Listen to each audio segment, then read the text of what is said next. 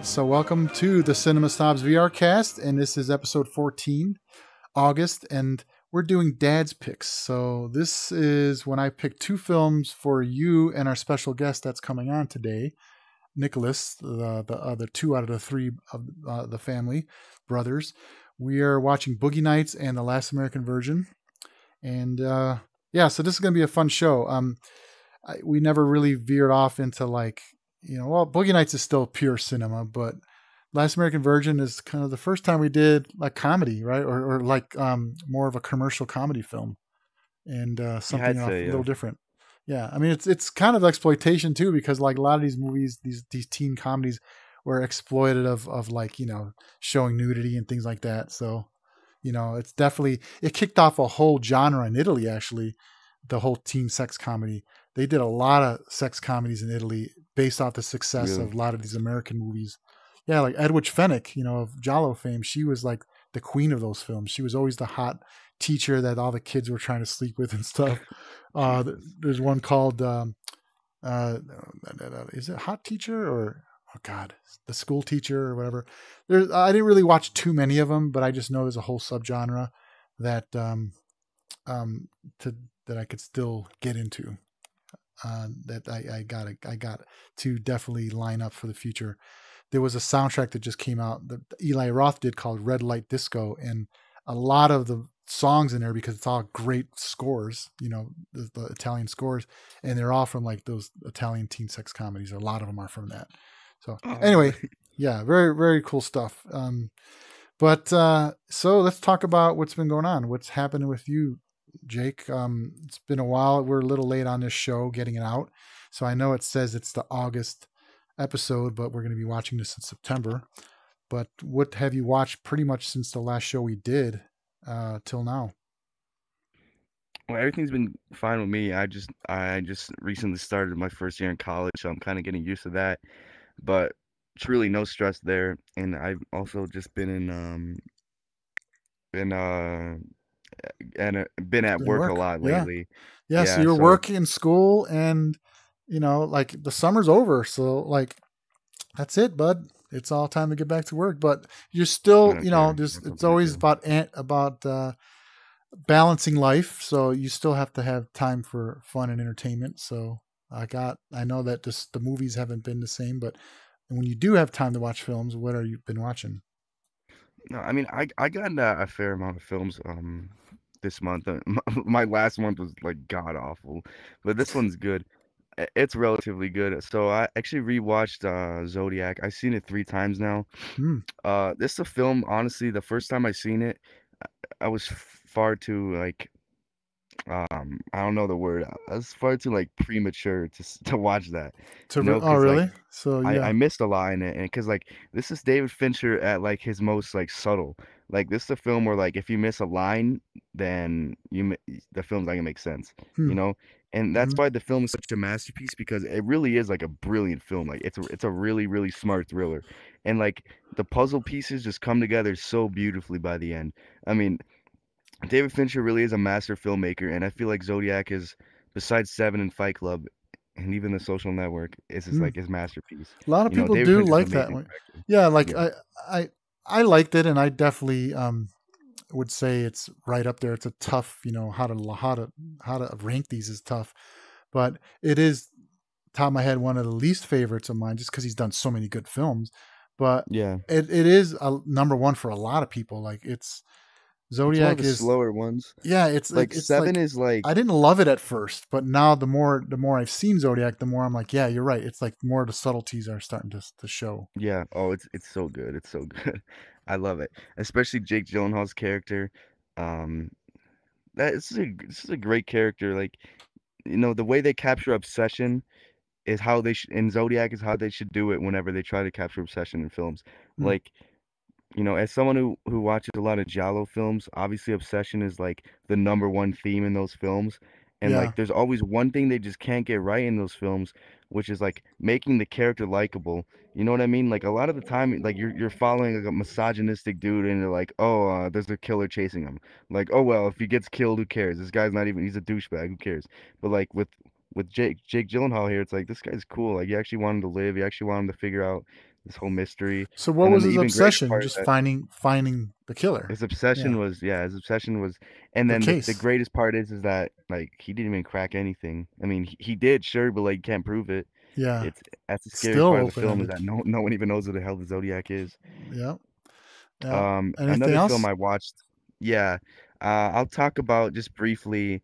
Uh, we both watched Eddington. I thought it was great. There's a lot to uncover there, like a lot, and like Yeah. you can definitely get into some arguments when you talk about Eddington. But I think Ari Aster, he did a great job there because, yeah, he kind of made it like controversial and very like relevant, but at the same time, it's absurd. And for a filmmaker who really like thrives in the surreal, I Yeah. think that that was a brilliant film by him. And Yeah. then He's growing so um much. You notice his growth? he Like, is, I mean, yeah. he's gonna, man, he's got a So I long mean, career ahead of his him. debut was Hereditary. I mean, Yeah, he's got a I'm not long even career. that big of a fan of Hereditary, but like that is a monumental modern horror film. Um, Yeah. Yeah, I Another loved one I'll Eddington talk too. about If I can is, add no, real quick, I yeah, actually, I knew that it was going to be something that would instantly be on my top 10, and it's definitely on the top three at this point. Um, yeah, but I really liked it, and I started to watch it again, and like I was like, I always like if I'm working, I always have a put movie on a background, and it's like, yeah, this is a background movie. It's like, no, this is not a background movie. I need to watch it again because kept stopping. I was never like really focusing on what I was doing. I just kept wanting to watch the movie. So I do have yeah. to watch it again before ratings time of the year. So one of my favorites. All right, yeah, keep going. Just roll them off. I seen Peter Bogdanovich's What's Up Doc, which is actually really great. Hmm. It's like a homage to the screwball comedies of the 30s. And then what's funny is literally just today I watched um Bringing Up Baby, which is literally just the original version of What's Up Doc. Like it's the same film, Yeah, you're seriously. watching a lot of It's just American modernized with What's Up Doc. American classics, like like kind of commercial classics, Yeah, right? yeah, I Because at the guess. time they were And very those films are popular. just great to watch. Yeah, Like I'm I also nothing seen wrong with that. Just saying that I could tell that. I mean, you went from friggin' Bergman and all the really artsy stuff to like just watching, like, I mean, you've always dabbled. I know like that you love The Graduate and like The Apartment and those kind of movies, but isn't What's Up Doc? That Yeah, was a commercial film. That's Barbara Streisand, right? Isn't she in that? it is, yeah. Yep. Hmm. Yeah. So I'd never seen that. Yeah. Shit, I never even seen that yet. I mean, Yeah.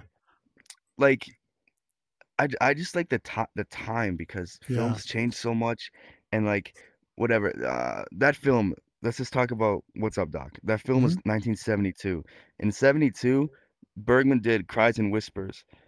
I mean, Hmm. and the thing is, people are gonna perceive Cries and Whispers as like, oh, that's art, that's artsy, it's psychological. Like, yeah, it definitely is, and that film's amazing. It's one of the best films ever made. Hmm. Um, but like, it's just that time, like 70, like late 60s, Yeah. all the way until the 80s was when things got shit, but Oh yeah. 90s The late from 60s, 70s. That's why I love Rosemary's Baby so much, that era too. I love that Yeah, era. amazing. That's when films. That's American New Wave. American New Wave is to me the best time in American films. People always go to classic Hollywood. Yeah, that's great, amazing. There are masterpieces of that time, like monumental ones that influenced future filmmakers, like the work of John Ford and Alfred Hitchcock when he came to America. Amazing. Yeah. But like American New Wave is when things got more real. Like, I'm watching Ring Up Baby and like everything's so posh. They can't say certain things. They have to be like ultra respectful. And I'm like, dude, this is a time where men were beating up their wives when they didn't have freaking food on the table for them. I don't think dudes were this nice. And I mean, well, Cary Grant does kind of play like a pushover in the film. But like this wasn't a respectful time like they show it in films. And people always look back at those times like, oh, it's such a respectful time because that's how the films show it. People Yeah. only know history because of what the films show. Like, no, I mean, that was an extremely racist, extremely hateful time, you know? And Mm. now, like, I'm not saying things got like significantly better, but they did get better. But and then by the time you get to the 70s, they're showing like violence, they're showing sex, they're showing like just hate, right? And then Yeah. people are like, oh, these films are changing the youth. And I'm like, no, it's just the first time that films were open with showing, like Allowed to show it. Yeah. mundane, grotesque stuff. Well, people wanted to see. They were demanding more. Like the younger people were like everything that they were. The MPAA was sheltering people from seeing.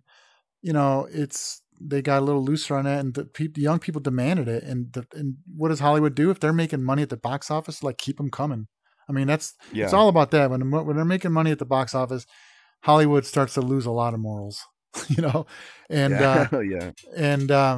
and that's you could just see it. That whole '70s was just the time when the young people, the new directors were just changing everything, and it's like. Yeah. It's easy to say, well, the times people were better people or that everyone's changing for the worse. And it's like, it's always been there, but just no one really showed it. It's the people that emulate it. That's why people thought that all of a sudden the devil was in America because in the 80s they started to actually play with themes that people were freaking always doing in the shadows anyway. Yeah. None of this is new. It's just being shown in films now. Right. But the best example is freaking Taxi Driver. That's the best one because people are like, psychopaths have always freaking exist, but in 1976 something that was so raw and like realistic was shown to the audiences, and then all of a sudden they thought the world was crazy. Right. Like no, I mean, how about Lee Harvey Oswald? How about freaking Assassins of the Past? How about insane people? Like, come on. Yeah.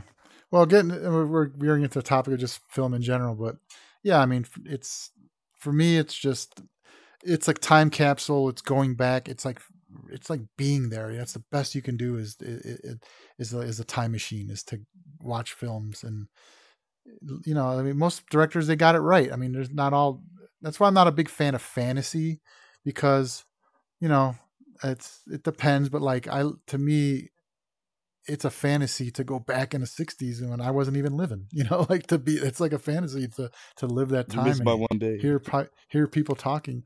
Well, yeah, I'm born in 70s. So, but yeah, 70s, man, just the commercials, the trailers on television were enough to know I was living through some cinematic greatness, just remembering the kind of stars that were on talk shows or kind of trailers that were on, or even going to the drive-in and seeing the trailers of movies that I can never watch yet, but just felt it. Really felt it. All right. So, all right. Well, I'll talk about a little bit about, unless you had something else. You had anything else? No, I'm good. I talked too much. Yeah.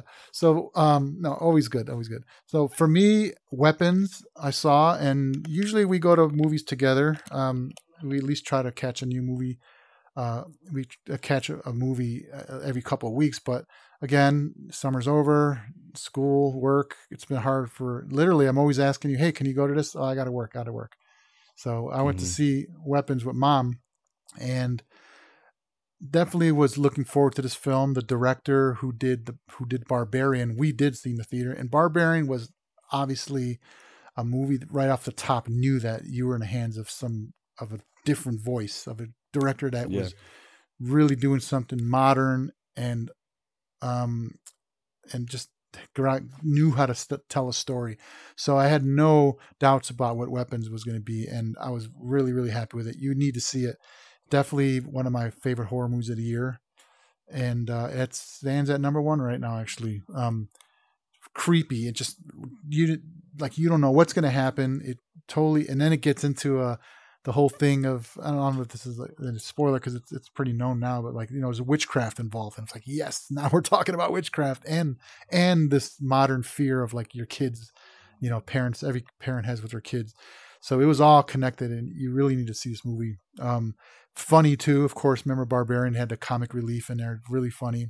Justin Long comes back and does not just a small little role in this movie, but there's another standout actor, and I'm sorry, I can't pull up. That's the thing about big screens. I can't pull up my phone and look at it. I hope they can do that someday where I can actually see my phone in my virtual hand. But I want to know the name of that actor. There's an actor who really stood out in Weapons, who was like the kind of a comic relief. He was like this heroin addict or drug addict kid that like kept getting busted by the cop, who was like a red herring in the film. And he stole the movie, and that kid is going places. I don't know anything about it. I need to see it.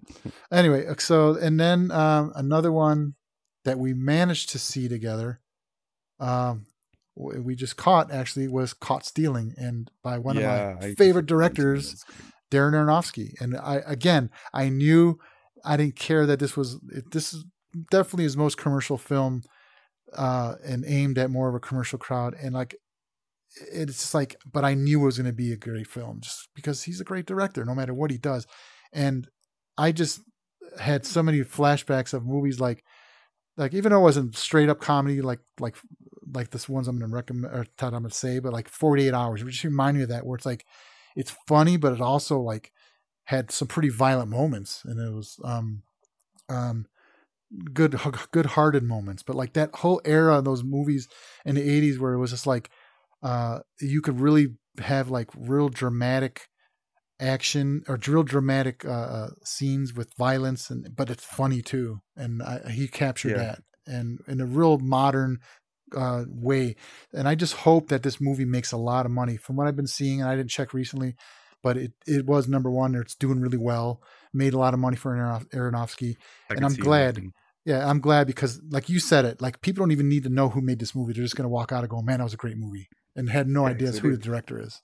So, your thoughts on Caught Stealing? Caught Stealing was great. I knew that it was going to be something unlike we've ever seen from Darren Aronofsky, but just from that trailer, I was like, oh, I mean, he's obviously going to be like playing around with a different genre, which is like this action genre where like it's like the main character is like this innocent dude, where like he just basically gets into a bunch of shenanigans, basically. Yeah. And like you never know what's gonna happen next. His life just keeps on getting worse. I mean, those are always great films, and I feel like it's gonna work really well with the audience because it has a really young, popular cast. Right. And like the Cast film well. never has any boring parts, slow parts. It's not too deep. You don't have to really like put your entire brain into it to understand it. It's just something you watch and enjoy. That's it. Yeah. Yes, I loved it. That's definitely, and I would never usually put a movie like this in my top 10, but it's definitely sitting in my top 10. You know, on IMDb, I pretty much put it as, 4 stars, and I put a heart, which usually means it's probably going to make my top 10. So I really enjoyed it, and I'm ready for him to do more like this. So I'd be cool with it, but I definitely want him to go back to artsy stuff. I love it how he could do a Mother and then do something like this, do the movie Mother, because that was a time when I think he took a lot of shit, but I was like, cool, this is when I was shit. I went to see Mother in the theater twice, literally like 2 days in a row. Went to go see that, and that was the first time I'd done something like that. It was how much I love his way out there films. So, all right, very cool. We are going to take a quick break, and then we're coming back with our guest, your brother, the guy that we finally got to watch Boogie Nights and got you to watch The Last American Virgin. So we will do that when we get back.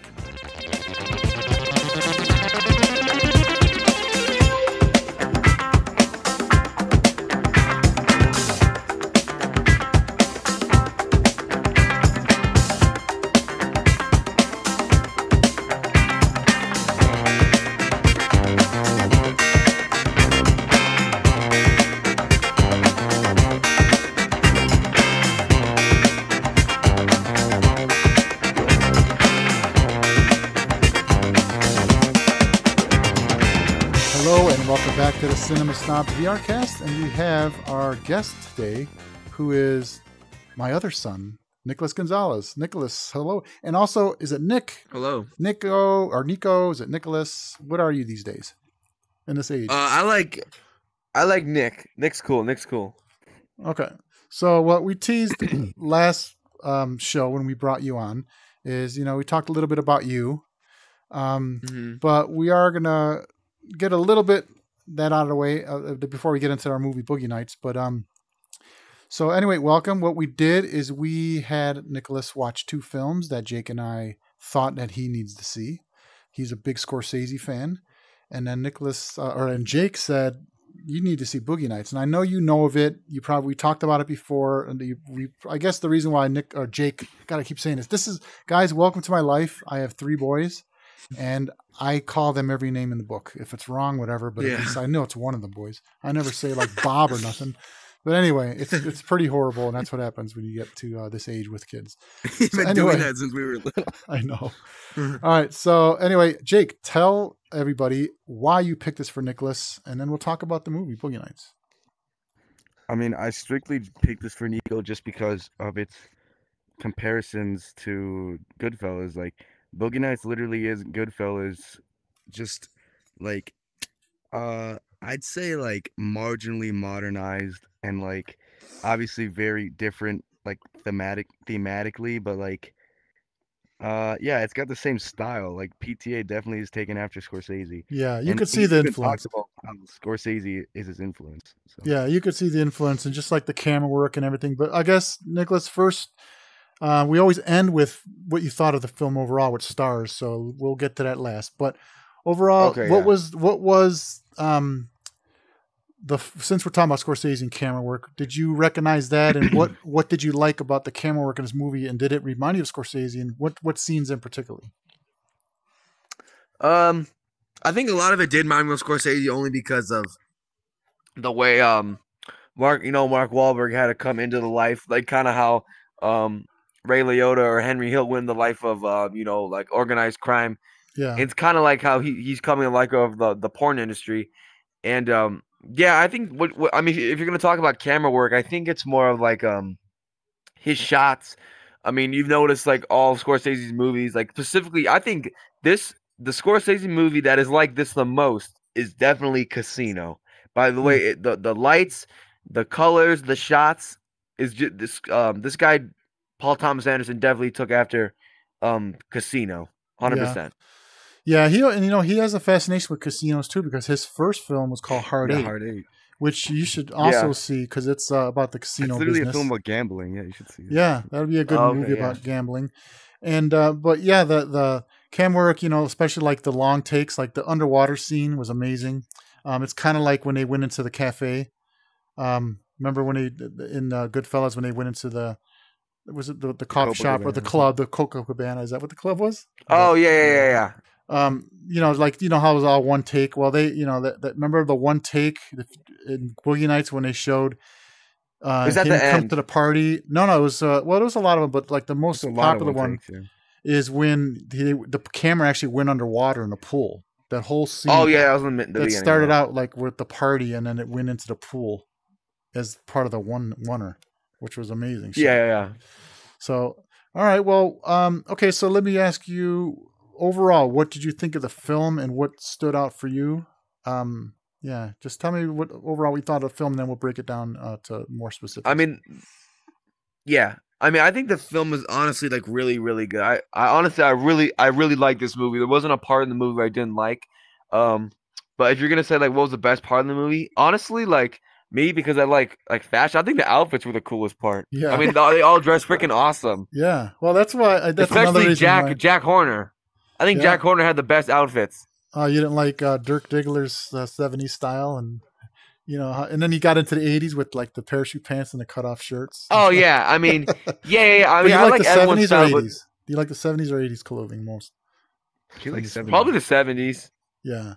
Well, that's what's cool. Like that's another reason why I thought we was this a good pick for you because I know you're really into Casino, the film, and like the clothing and everything, but like just directors that really know how to have every element, including costume design, which, a lot of times you think costume design, like, oh, it has to be period pieces with like, the old days with the colonial days or whatever. And like that's, just to clothe people in those eras and stuff. Yeah. But just any era, like costume designers deserve a lot of credit for every era because to go in the 70s, you got to shop for all that stuff. And they were on point. You got to know what were the collars they wore, what were the pants they wore, what were the t-shirts they wore. And Paul Thomas Anderson doesn't get enough credit for his costume design because all his films really capture the era great. And I thought this was perfect. Yeah, and Phantom Thread is. Really, I think the costume design in this movie was awesome. The costume design in this movie was freaking awesome. Yeah. Now, as far as Dirk Diggler, Mark Wahlberg, what did you think of his character? Dirk Diggler, yeah. Did you kind of? I thought he was good. I like how like. Mm-hmm. Go ahead. I mean, I think that like at first, obviously, he was like just a a normal kid, like a buster guy in that club. And then once he goes in the industry, he was like getting all happy, and he was so happy that he was like he's in. He's so happy that like, oh yeah, Yeah. they all love me now. And then once they got that new guy, and Yeah, then he got jealous. He started getting jealous. He started getting like, oh, I'm the star. You're not. I'm the best one here. And Right. he started becoming a jerk. Right. So And I think that Mark he plays his character so good in this movie. Whatever Paul Thomas Anderson, whoever, the way they told him to act, he did it like perfect. Yeah, like I think the whole moral of the story, you know, besides just it's like a, you know, hanging out with these people in this era, was really just show how like it didn't matter if it was porn industry or any kind of industry, how people change when they get famous. You know, like it was his dream to be somebody and be a star. And it's like it's just sad how he started out so humble. Like I just really liked him. He was so likable in the beginning, right? Like everyone liked him because he was a good guy. He was very grateful. He was like excited when he bought things and he was showing off his apartment and his clothes. And that's like that first stage of fame when you're really, really grateful and happy. And then everything changes. And it's just sad how, you know, that's true. It really is. And you got to be a really strong person to keep that humbleness. That's why they always say, remember where you came from. You know, remember how you started, be grateful. And once you start getting jealousy really, it ruins everything. And then, of course, it ruins your career because he burned every bridge. I mean, how about at the end when he was crying in Jack's arms? You know, he had nowhere to go. And Jack took him back in. Just like in Goodfellas when Ray Liotta went back to Paulie and was crying. Yeah.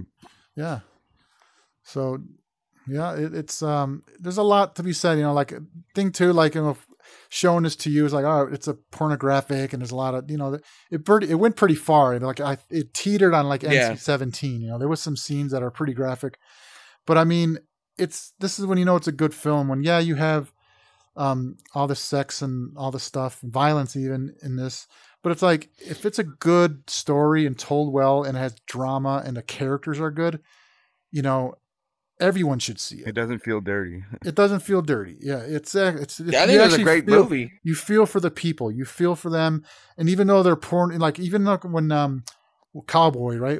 He went to the bank to get a loan, and Don Cheadle, Cowboy, and he was, and I just felt bad for him. Like, you know, he's trying to straighten out his life. He's having a kid.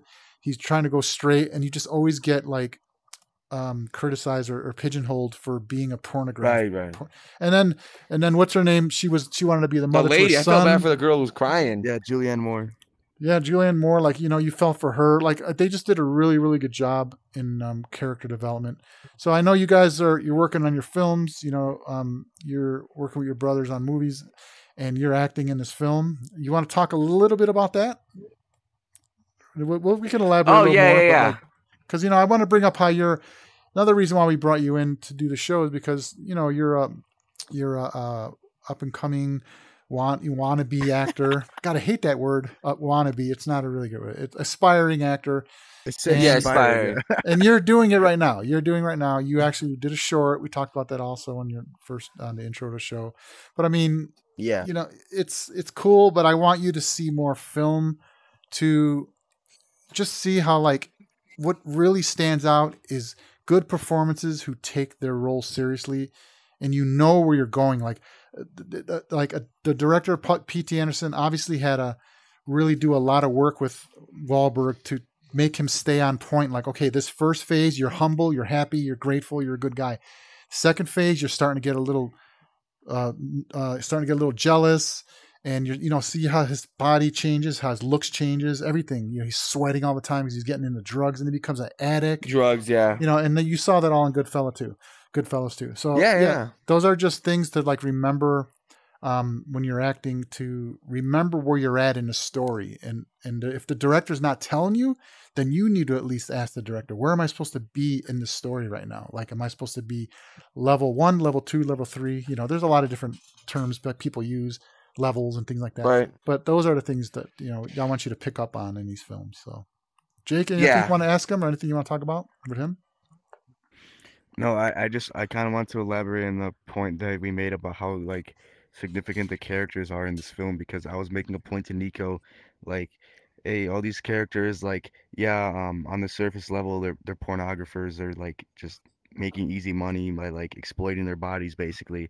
But Mhm. then I said that they all have these like desires that are like, under the surface. Like for example, John C. Riley wanted to be a magician, and like it's it's subtle throughout the film until the end when you're like, wow, this guy, his passion isn't just porn. Like he wants to do something else with his life. And then Yeah. Julianne Moore, she wants to be a good mother. That's why she takes Dirk Diggler and Roller Girl as like her kids, right? Right. And then I always made the point, I'm like, the only two people that were in it for the porn and nothing else was Jack and Dirk. Everyone Yeah. Yeah. else had like this underlying passion to do something else, except for them two. That's why they reconciled at the end, And that's why, and you you Yeah. know know, that they're gonna go and do yeah. better things. Great. See, Even all with that video. character that was all captured really good.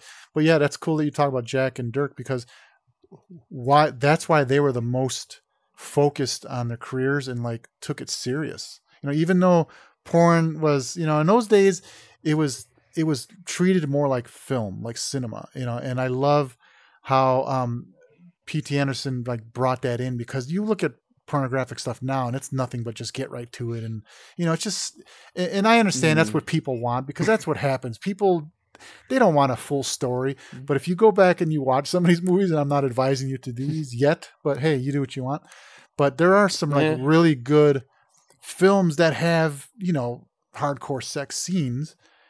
And but like there's a story, and it's actually kind of compelling. Like I'm getting into the story, and There's a story, yeah. There's one movie that I will tell you that you can get to, and I have it. I own it because it's one of my favorite, and it's a pornographic, but it's an art film. It's called Through the Looking Glass, and it's like a horror movie, a porn horror film, and it's actually really scary, and it's really creepy, and it has a lot of like allegorical stuff and psychological stuff and occult and demons and devil. It's just really creepy. But anyway, that's considered a porn film, but that was the era that I think Jack was, what he was coming from, he wanted to do. And then I love how Dirk like brought in, he wanted to do the, what was it? Sam Rockwell or not Sam Rockwell. What was it? Chess Rockwell. Chess Rockwell. Chess Rockwell and those freaking Brock Landers. Right. Those films that like he was so passionate. I love how they showed how passionate he was about talking about, let's make this movie. I'm going to be Brock Landers. And Jack was just like, I love it because you guys are so like into this. And And he's like, I'll help you do it. Let's do it. So that's the peak I thought he was at, that I was wishing he would stay with that. And he just couldn't hold on to it. He got jealous, and drugs and everything ruins it. So. Well, he started to get like really arrogant too.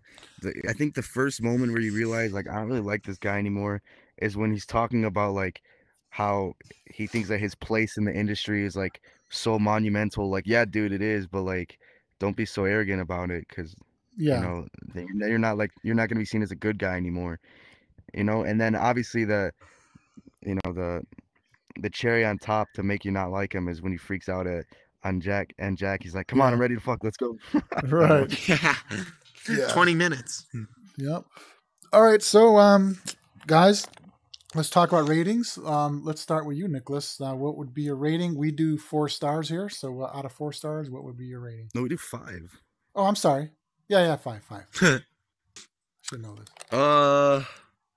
So out of 5. Honestly, probably 5. Wow. Okay, so I 5. This guy would say 5 for years. He's like, nah, it's stupid, and then he always goes with 5 every single time. Don't bust his balls. Okay, but just remember, that's your opinion, and that's great, and I can agree. Yeah. Like on a lot of movies, I have 5s, but I mean, remember, like at least this is my opinion. But to me, a 5 is like I want to watch it a lot. I want to buy it. I can always watch it every time it comes on, and I actually want to buy it. Now, I know you're not a collector of films and stuff like that, but I'm saying, would this be something that's a 5 to you? Like you'd watch it all the time it came on. Like if you're flicking through and it came on, you'd want to watch it. Absolutely. I mean, yeah, if like my mom wasn't around, and yeah. That's true.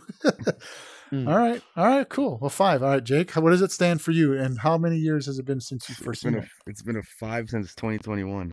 Wow. Ever since I watched it at 3 a.m. with my pillow blocking the door so mom can't come in. It's great. Yeah. All right. Well, for me, I think it would always is always a 4.5, and it stays a 4.5. Now, you know me, I'm super picky to give that 5. But I mean, just because I don't know. I guess it. I don't know. It could be, but I don't know. That 5 is just like when I'm like, oh my god, it's totally me on every level. You know, I'm not a porn freak. So well, you're 5. You're 5 for PTA's and Magnolia, then, huh? Yes. Yeah, because there you go. Because to me, even though they can both be 5s, to me it's like Magnolia would be like that's more of like me, my style as far as like I just love like the psychology of people and how people interact and how things. You know, I love that. So that really stands out to me more of a 5. But no, this is 4.5, 4 3/4. I don't know, but still an amazing film. All right, so yeah, really good. Really okay. good. Cool. All right. Well, what we're going to do now is we are going to take a break and we're going to come back and talk about our next film, which will discuss, and that is The Last American Virgin. We'll be right back.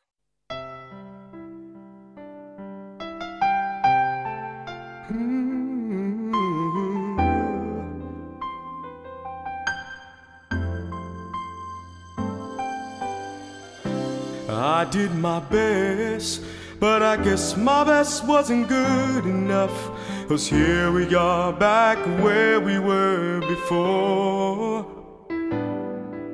See, nothing's ever changes. We're back to being strangers, wondering where we ought to stay or head on out the door. Just once. Welcome back to the Cinema Snobs VR Cast.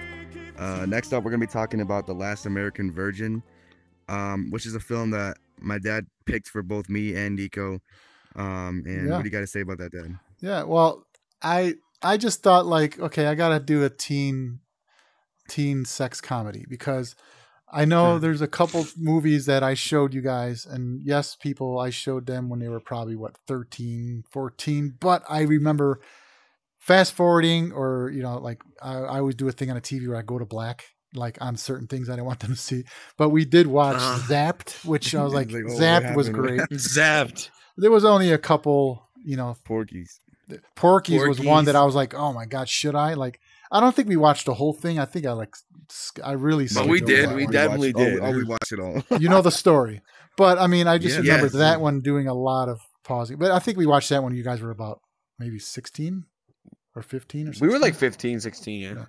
Anyway, I mean, I just think I did my job well because these guys love the 80s era. They love, I mean, they're working on a movie now of the 80s era. And they love, you know, they're familiar with a lot of this music because I play a lot of these songs. But for this movie in general, like I really wanted Nico to see this because he told me a story one day about a girl. And the boys bust his balls all the time too. About a girl that he really liked, but like they kept saying, she's just out of your league, Nicholas. Not like looks, because you're a very handsome guy. But I'm saying, like just like she liked the football players, she liked the popular kids, like she was a fake, and I was like, yeah, those girls could be pretty, but like you really need to know, are they your type? You know, like and on the inside. So I was like, it reminded me of this film, and I used to love this film because I really did think it made me feel good going like, you know what? I'm just like Gary. I'm a good guy. I would do these nice good guy things. But at the end, then I really realized it's not going to change somebody. They're already who they are. It's not going to change them. So we'll definitely talk about more of that at the end. But that's the reason why I picked it. I wanted you guys to, there's a lot of videos on YouTube also. It's called like, Don't Be a Simp. And like, don't be a Gary, and like Simp's the biggest simp movie ever. It's like, and like, wow, I never realized that like that's the way I used to be, you know, like I was that kind of guy. And then I changed completely into like the other guy.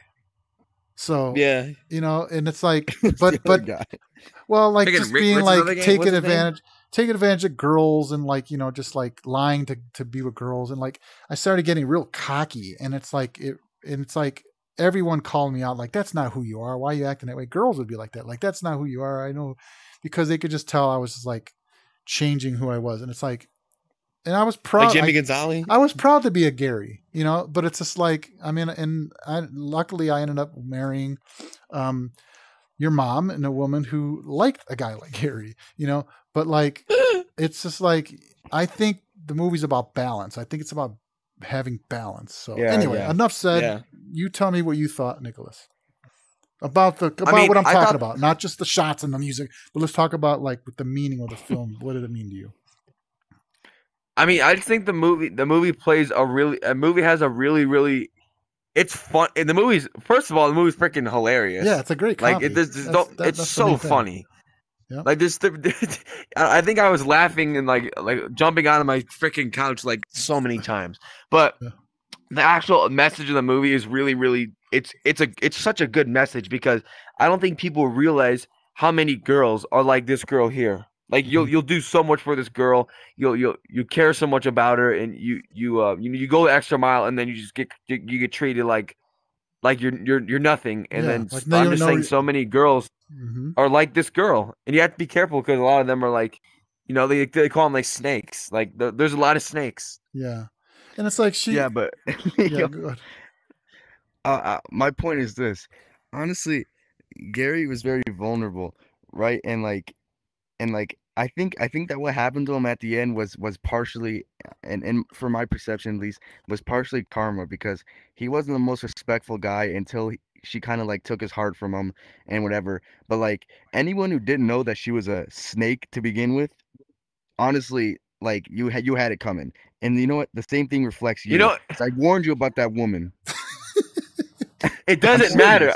It doesn't matter. I'm not even kidding. Like, I seen it a mile away, and I let Nico know. And you know what? He freaking acknowledged it. He said, "I know, but she's so pretty." That's literally what he said. Yes. That's literally what he said. Okay. That's what I literally did. I literally used the casino line. I'm Sam Rothstein. I don't give a fuck. I can change her. That's what I used. And you know what? Right. It came back to bite me in the ass, just like the movie. Well, that's fine. It's definitely for you to be 19. And already like know this, you guys are way ahead, because a lot of men don't learn that until way too late. So that's what I'm telling you. Cinema is therapy, and you know that's why. Hence the name I always used in the past. Like honestly, I swear to God, like this movie really is literally me. It teaches you, but it teaches you to like, you know, just see the warnings, and like, I know it's over dramatized and stuff, but I mean, there's a lot to learn. But no, like, elaborate what you were saying, Nicholas, or I'm sorry, Jake, is that it was karma involved, because if you think about it, there's a lot of videos on this too. They've been talking about how like he was kind of rapey, like he like put a flat in her tire. He was like a Dahmer. He was like a stalker. You know? He was like a stalker. So there was some karma in there. You know, like, he wasn't the greatest guy either. That was for cinematic, like. But I think that was right, just to show like that he's also a kid of the 80s. Really liked her. Because even people in the 80s, they never used the word stalking then. It was just, hey, you wanted something, this is what you did. So, you know, that's why it's funny, you watch these old movies and you're seeing like, oh my God, it was so non-PC, or so, you know. It's just the way it was. Like, yeah, like you can be a guy that's gonna put a flat in a tire so you can meet a girl, and it'd be charming and cute. Nowadays, it's, you know, it's stocky, but it can still be charming and cute. And nowadays, we don't get caught. We don't. If they were 12, that's well said. It's true. Like, just as long as it doesn't hurt anybody, anything. Right. You know, there's a lot more political aspects we can delve into this, but I mean, as long as you don't hurt anybody, you know.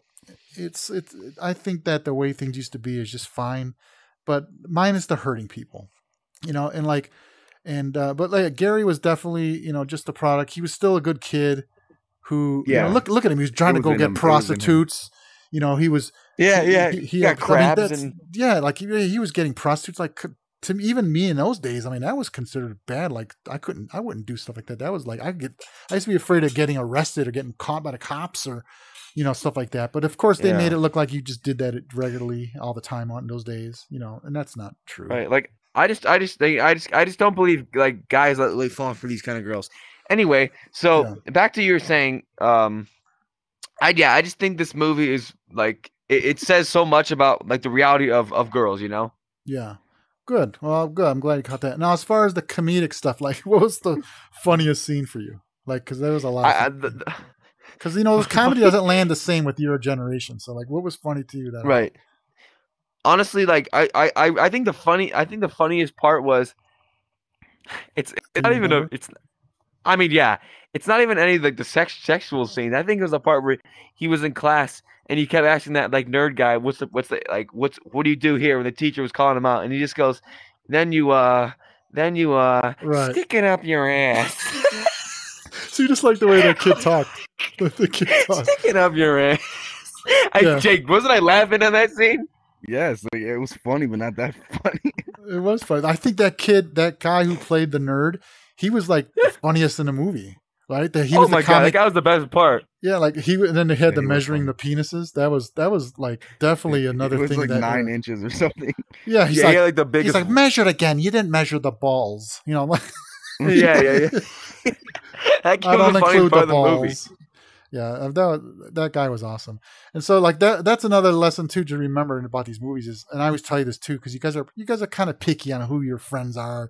And this guy's this, I don't like him because he's this, or he's that dorky, but I think it's great how all these movies, there's always like a dorky guy in the crew. Even though he was picked on, he was still like part of their crew, right? Like they used him a little bit for his car. They used him to get his car.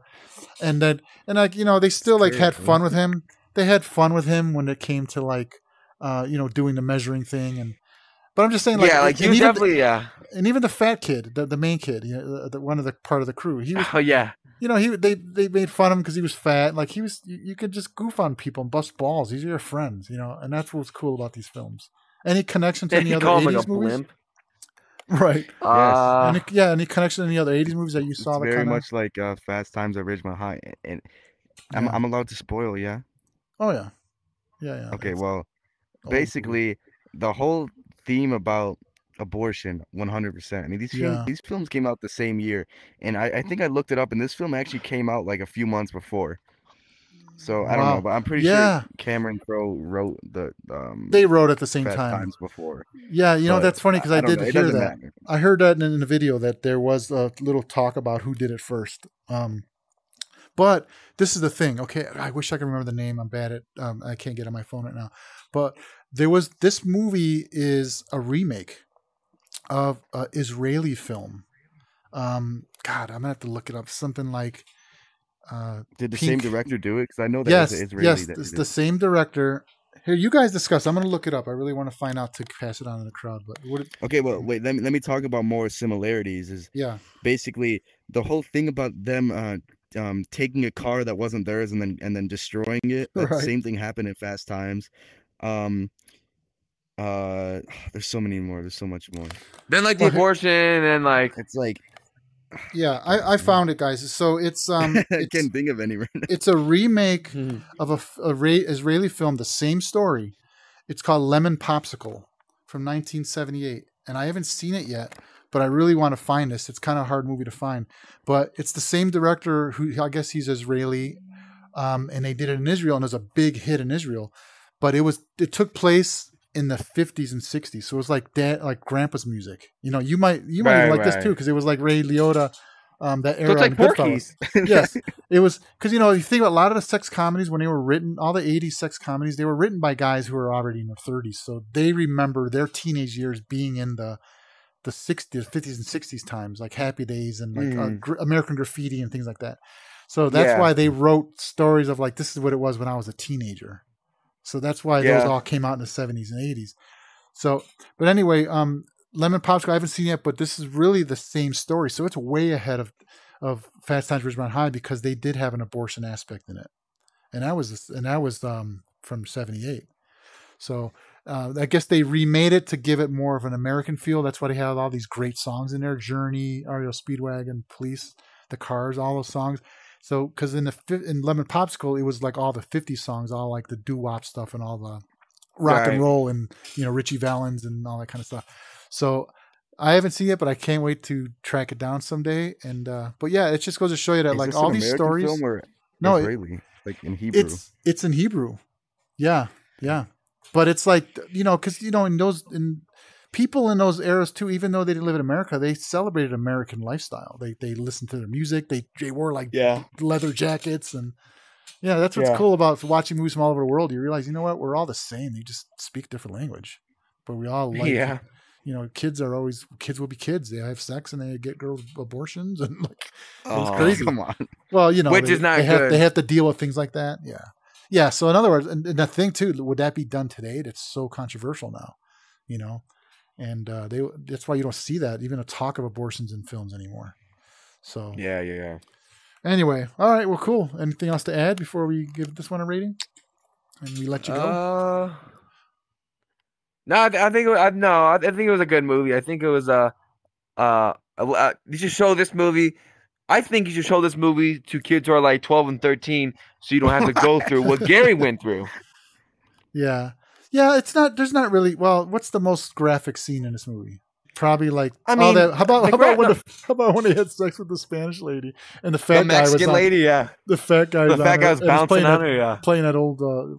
That's the way. I love. Yeah. Yeah. I mean, I remember me and Zivit cracking up during that. Zivit is my childhood friend from back home when I was a teenager, Mike Zivit, and we watched all these films. All these movies, guys, were on VHS. We'd go to the video store and rent them. And then they became to be on cable. And it was like, remember that movie? And then we watch it over and over and over and over. Yeah. So these were the best. There's so many movies in this era that to check out. Like some other ones, Private School's a great one. What's the other Zapped. one? Well, you guys watched that one, The Wanderers, not The Wanderers. I'm sorry. It's The Hollywood Knights. The Hollywood Knights is another one. Oh, Losing It with Tom Cruise. And Daniel Feraldo, who played my movie, The Red Man, Daniel Feraldo, he was in that movie. It's the first time I saw him in a movie, and he was in that. Who, Dr. Verde? Yeah, he was like a shady cab driver in selling them like fake drugs and stuff. And he played a Mexican guy in Tijuana. That's cool. But anyway, Losing It's a great film. So yeah, there's a lot more to see in this era. So you guys check this out, and we're gonna let you go, Nicholas, real quick. Let's tell people are you a social media guy? Do you want to talk about what you're up to? Oh yeah, rating, guys. I'm sorry. Rating real quick and then we'll talk about that. Rating, Jake. Okay, I will say that this film, it's funny. I enjoyed it. I was super glad that I watched it with Nico. But like I didn't really think that the film had any like real, like, let's be honest, it didn't have any real message until that final like act. Right? Because like for the most part it was just like a brainless sex comedy. Yeah, it was funny. I mean, it was enjoyable, but I'm gonna have to go with 3.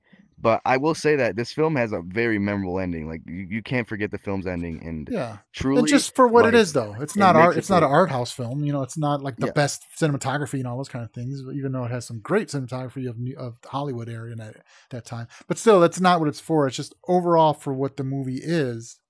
You're seeing a 3 for just how it portrays. Okay, Nicholas.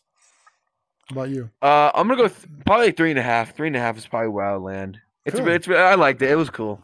Wow, that's great. Yeah, see, I say 3.5 too. As much as I love it, because some things are like enjoyable, and you can't deny it. This one, I think it plays better the older you get. For me, because like it's more of a nostalgia film. Yeah, you got nostalgia for you. But at the time, I would say it's like a 3-star movie. It definitely isn't on the quality of like Risky Business or Fast Times at Ridgemont High. Fast Times is the best one. So, but I mean, it's still a well-made film, and again, the main focus on these movies in this era, no matter what budget you're working with, no matter what cameras you got, no matter what anything you got, is the focus on the characters, the acting, and the characters. So they casted really well in this movie. So I think they did a great job. Okay, cool. So sorry. Okay, so now let's get to real quick. You want to talk a little bit about what you're up to, and for people who are watching this who want to look you up and talk about the movie, talk about how they can find you on social media, anything like that. You can find me on social media. My Instagram is at Nick_tunes_88. Right now I'm in the making of doing a mafia style 80s movie in Las Vegas with all my brothers and my friends. It's What's pretty the name much of it? that's What's the name of it? We're still debating on the name. Are you serious? I thought that it's not true. It's called like, what is it called? Something. Well, it's an Italian name. But what's the American title? Just like the Garbage Man. I wanted to be the Garbage Man because I was talking about cocaine. Oh, that's a cool name. Well, okay. Yeah, so in other words, it's a right. working title. It's the working title is what's the name again? That's translated in Italian. The working title. Vinny has the Italian Keep name. I changing it? forgot. But Yeah, in English, it's like the something of vengeance. But that didn't stick with me because me and Nico like the garbage. Well, didn't you write the it, garbage though, man. Nicholas or Jake? You No, wrote it? I didn't write it. Nothing. Oh, you didn't write No. it? Vinny Oh. literally Evan and wrote- Vinny did. Vinny literally had like a blueprint for it, and then literally he's just improvising everything. Don't let okay. him fool you. He's All improvising. right. Well, anyway, so they can follow you, and you're going to post up, like, when you guys get closer to it being done, you're going to post up photos or pictures. Oh, absolutely. Posters. Okay. Absolutely. All right. Yeah. Well, look for them on that. And how did you enjoy this? And what do you think of Big Screen World? I think big screen's cool. I think I like how you can watch movies in here, and I like how you can like connect to your favorite movies, and even connect to anything. Big screen's like a whole world of anything virtual you can talk about or even get into. Yeah, I really, really want people to get into this because, like, for film fans and like friends who are like long distance friends, like, what could be better than just like you can literally jump in this environment and watch a movie and talk about it, or even just get on and watch videos. I mean, yeah. So I really hope it catches on. It's growing, but the pandemic was like a real big time when it was popular, and now I think people just enjoying each other and less social media or less stuff like this. But it's coming. It's gonna come. There's so much stuff in the future for virtual reality and VR world and all the stuff. There's so much to come. So anyway, I think it's cool, and it will be there. So when you guys get older, believe me, you might even make this is the way we're gonna watch movies together, because I can be living in maybe retired in Italy or something, and you guys are still living here in Vegas, and I can get online with you and watch movies and still live so far away. Imagine that. Yeah. Anyway, I don't think Mom would ever want to move to Italy. Yeah, Mom would never. All right, guys. Well, we are gonna all right, let's wrap it up. Well, we're gonna take a break. Actually, I'm sorry, and then we have to bring back who's gonna be our guest for next month. So, Nicholas, let this be a goodbye, and I hope you enjoy. Bye, everyone. Thank Dad. Yep. Thank you so much for having me. Jake, my brother, thanks for tuning in. Thanks for having me as well. Appreciate it. This is really fun, and I hope we You'll be back. hope you guys.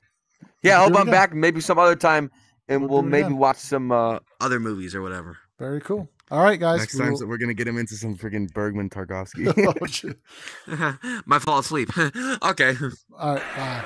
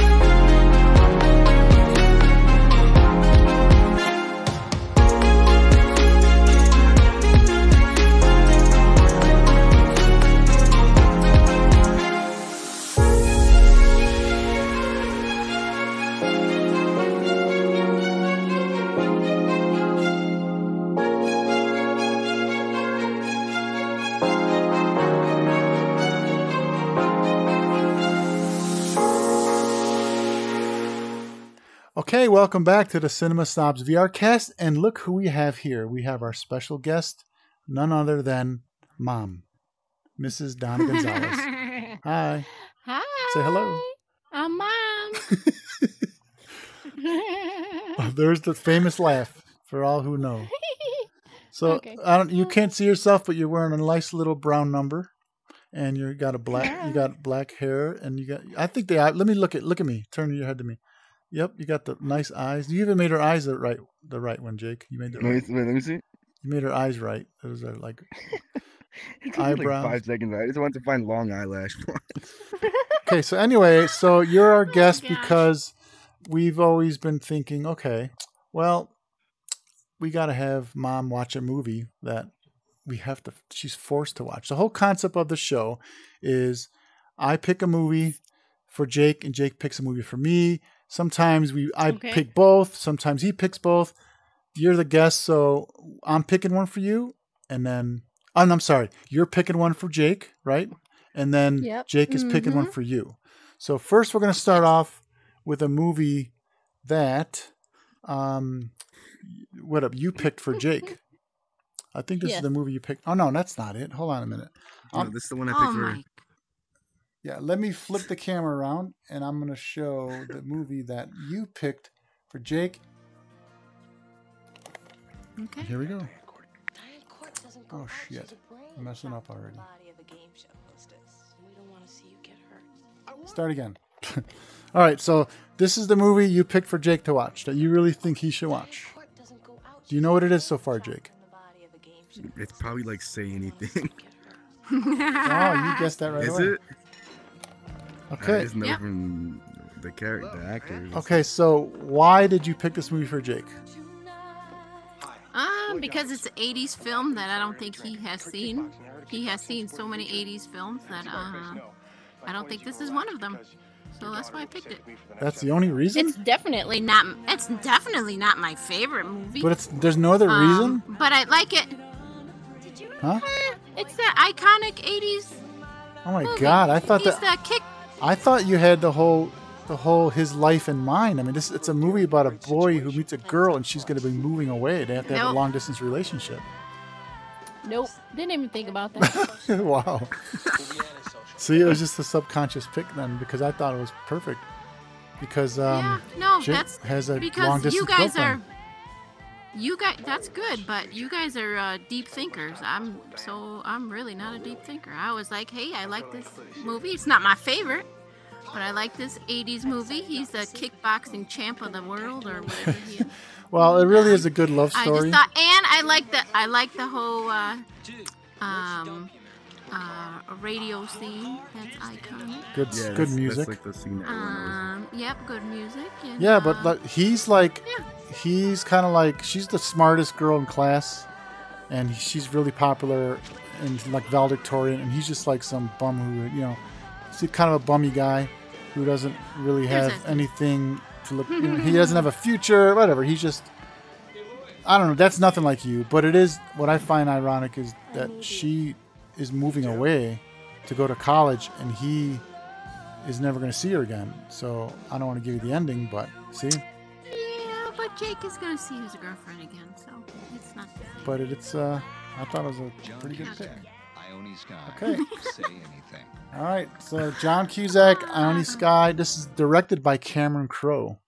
So I know you know his stuff, Jake. Is it really? Yeah, written and directed by Cameron Crowe. Down there at the bottom. So he did Almost Famous. He wrote Fast Times at Ridgemont High. He did, what else do you know of his? See, I don't know any of those Didn't things. he also do Jerry Maguire? Yeah, he's a great director. And I thought that was a really good pick. It's one of my favorite 80s films too. Okay, so now we're going to flip the scene. And now this is the trailer for the movie that Jake picked for you because he thought you would enjoy this movie. And now you have to watch it because... Well, more than enjoy, she would be interested in it because she likes war films and, better yet, poignant war films. So this is one. Okay. Did I say kill? We both know what we're saying. So I'm a liar. What is it? Okay, just watch the trailer. By the way, you do know that we can't hear the audio, right? Oh, really? We don't? We put them in the room, lock them in and strip them. Yeah. Look them in the face and say it's safe. that. What the hell is that? Oh, this is my little cat. I didn't want to interrupt. We were having a good conversation. Anyways, I'll just say that this film is very similar to Schindler's List, except it's not nearly as popular. And although I do think that Schindler's List is a better film, this one is far more graphic and like. It's about the Holocaust. Or like, yeah, and it What plays is the a lot. name of it? It's called The Gray Zone. Oh, okay. Is that Ray Fine? No, that's not. It has a lot of. No. Wow. There's a lot of ambiguity in this film because it's literally about Jewish prisoners that were like that took on the duty of killing their own people for an extended like life period and like some benefits around the camps by the Nazis. So like we are not doing the killing. Basically these guys are all cowards who are killing their own people just to live a little bit longer. Mm-hmm. So and like it's just a great story though because also meanwhile they're like orchestrating this whole rebellion against the Nazis. I mean, it's genuinely just a really good like human drama, and it's like really like disturbing, but Well- also just like effective in every way possible. When you started this film and you said, "Oh, I think Mom will like this movie," let's rephrase that. I don't enjoy watching those kind of movies. Like, oh, I did yeah. you know what I mean? They really interest me. That's literally say- what I yeah, said when yeah, Dad yeah. said. Okay. When Dad literally introduced it and said, those are the "Dad, most- Mom would enjoy." I said, "Nah." I said, "Better yet, she'd be interested." I literally saved you Yeah, already. don't worry. really? Okay, good. Yeah, I mean, don't I want think you people picked to think something I'm that you'd crazy. be Like, no, yeah, no, yeah, you'd be entertained. No, you do like war movies. You like Yes. serious movies. You weren't going to pick a silly movie for you. And I never Yeah. saw this, by the way, so I never even seen it. So I'm interested in seeing it. But that's the whole thing is that we're going to watch Can these. we watch it together? Yeah, then we can watch. Yes, but we can't talk It's about not it. really that good of a family film. We but can't yeah, talk about What? it. I mean, I'm just saying we can't get into any discussion about it because the whole point is we're going to talk about it when we do the show. So what we're going to do is, Okay. we're going to Well, take. we better watch it the night before because I'll forget. There's a couple. No. So we're going to take a Typical couple mom. weeks and then we'll watch these two Oh movies. gosh. And then we're going to come back on Okay. for the next episode and then we'll discuss Okay. the movies. So we could Yeah. talk about Say Anything. Jake's going to tell you what he thought about that and what he thought of it Okay. and how it made him feel and the whole thing. And you're going to do the same. So I'm curious Hey, can I because say I've never seen something this funny film. for your audience? Sure. Something that's real random right now. Sure. What? The little cat is trying to climb on me, and I can't do anything because I got these things in my hand. Isn't that funny little if baby like you cat. can have the cat? You can put come them in. down. Nope. She's licking my arm, and I just want to pick her up and kiss her. But I can't because I can't see her, but I can feel her. She's acting like Okay, the anyway. freaking- my little kitty cat guy from Saturday Night Live. Uh-huh, totally. Okay. Okay. Well, you're our special I love guest. my cat. Mom will be the special guest for next month. And are you looking forward to it? I am. Okay. I am. I'm looking forward to it. I'm looking forward to watching this movie. Looks very interesting.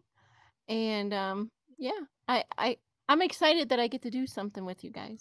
All right. Well, Yes, it's great. Because it's always you I recommended you. and Dad. And I'm left out. well, on this episode, we now I'm had part of the crew. Nicholas or Nico was our guest on this show. So you're closing out that episode, and we're gonna That's awesome. be back for next month. Maybe I'll be so fantastic that I will be a guest in the near future. Okay, come over and give me a kiss. Oh, what happened? You disappeared. I don't know. We became Oh, we gosh. became together as one. All right. Anyway, so all right, guys. God. Well, thank you for joining in with us. And next episode next month is going to be real fun because we're going to have this woman with us the whole show. It's going to be fun. So we will see you in September The gray zone. for the next episode, which is already September, by the way. We might be watching this in October because we're a little behind, but you get the score. And then October is going to be fun. It's going to be horror month. We're going to watch horror for Halloween. So I picked those movies too. All right, everybody, I'm gonna- take care. Thank Okay. you.